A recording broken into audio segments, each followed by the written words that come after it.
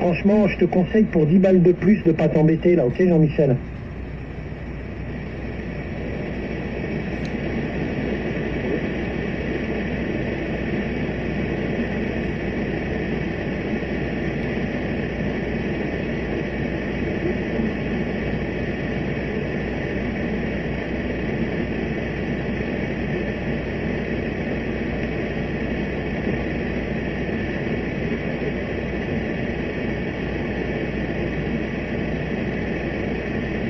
Ah non, non, pas du tout. Ça, c'est une autre adresse encore. Tu sais, des adresses, j'en ai un paquet. Hein. D'ailleurs, c'est pas Pascal. Il y a Pascal de Sicile sur Gmail et c'est Sud51 sur le 9. Hein. SUD51 @9 en lettres.fr. Hein. Sud51 @9.fr. L'adresse d'ailleurs, elle est sur le cluster BX, hein, pour ceux qui s'en rappelleraient pas. Et donc, il suffit que tu m'envoies un message, alors bien précisé. Tu me donnes même pas ton adresse, hein. Tu me donnes rien du tout, tu me donnes, j'aurai juste ton mail, tu me dis ce que tu veux, moi j'envoie un message au gérant en lui disant voilà, pour mon ami Jean-Michel, un équaliseur machin pour Yezo avec ou sans alimentation fantôme, total 100. Je lui mets ton adresse mail et après lui t'écrit. Il va t'écrire directement et tu te débrouilles complètement, moi je n'interviens plus. Moi j'interviens juste pour le pistonnage, pour payer moins cher. En gros, c'est tout. Après, c'est toi qui vois, tu le payes par PayPal, tu lui envoies un virement, etc. Tu lui envoies ton adresse, tu te débrouilles avec lui. Moi, je n'interviens plus, je fais juste la mise en contact et en passant, en bénéficiant d'une bonne remise. Tout simplement, là, Jean-Michel, ok? Jean-Michel, je ne l'entends pas. Hein. Je suis avec une Ebel 145 sur le toit. Mais il y a une bonne ouverture en fait sur le 11 mètres. Alors, je vous rappelle mon indicatif, hein, 16 Tango Lima 014, opérateur manuel, en mobile. Ok, pour 30 et 50 dB, ouais, bah c'est vraiment explosif, hein. C'est dingue, dingue. Hein.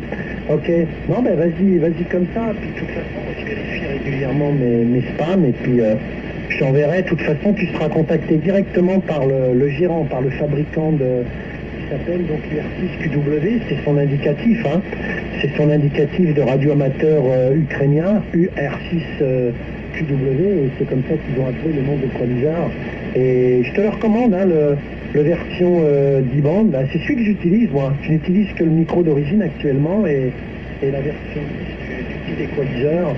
Et même si cet équaliseur-là ne fonctionnait que pour éliminer les bruits ambiants, c'est-à-dire par le biais du nose gate, je l'aurais acheté parce que là-dessus tu as un nose gate qui est extraordinaire. Le nose gate, ça te permet de pousser l'audio et d'éliminer tous les bruits qui est autour. Hein. Les ventilos, les machins, tu vois, il y a la moitié des turbines de mon ampli de 50 kW, tu l'entends pas. Bon, et voilà, il n'y a rien, les reflets, tout ça, t'en as pas, t'arrives à éliminer le bruit qui est autour. C'est très progressif, il n'y a pas de micro-coupure. Puis en plus de ça, bah, en fonction de ta voix et de ton environnement, tu peux peaufiner un peu la qualité audio, rajouter un petit peu de médium, un petit peu de grave, un petit peu d'aigu. Et ça reste une petite boîte très sympa. Moi j'appelle ça la petite boîte magique. Et j'utilise cette boîte-là pratiquement qu'avec des micros d'origine sur mes ICOM. Parce qu'au final, j'ai essayé une ribambelle de micros de studio et les micros d'origine fonctionnent aussi bien. Hein. Et là, je suis toujours avec le micro mobile là que j'ai transformé quand même en micro de table hein, pour la classe. Là, j'ai quand même acheté un super pied de micro. J'ai accroché mes micros mobiles sur le pied de micro avec des élastiques pour cacher la misère. J'ai mis une bonnette en mousse et ça y est, j'ai fait mon super micro de studio. Mais c'est le micro ce n'est que le micro mobile. Voilà Jean-Michel. Bon, mais écoute, je pense avoir répondu à tes questions. N'hésite pas à m'envoyer un mail et puis je ferai suivre ton dossier entre guillemets sans aucun problème, ok?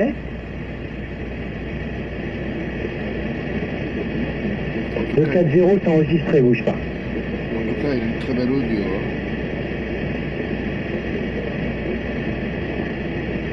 Comme quoi.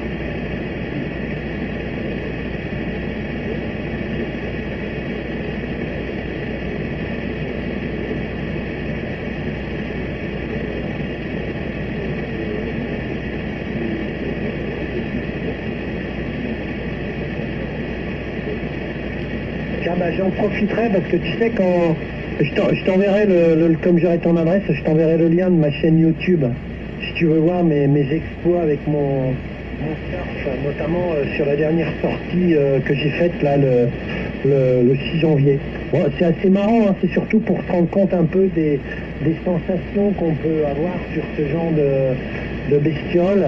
J'ai mis une GoPro, je me suis mis une GoPro sur le torse et puis j'ai fait une sortie. Alors ce sont des petites vidéos, il y en a 7 ou 8 de 15 secondes.